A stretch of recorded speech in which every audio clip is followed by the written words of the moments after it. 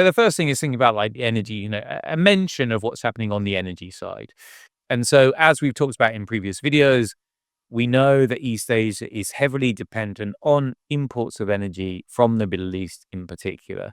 Import energy dependency in Japan, Korea, and Taiwan is sort of 80-90% of total energy needs. And so it's significant in that sense. For China, it's less because of the electrification that's been going on, and also the greater importance of coal in China's economy. But for the rest of the region, this import dependency is high. Now, that's true. We also know that energy prices are going up a lot. Now, there is policies from the governments across the region to try to prevent the full impact of the rise in global energy prices hitting consumers. And we can see in somewhere like Japan, where that's something that's reducing actual CPI by about 1 percentage point. But this is something that actually costs the government a lot of money.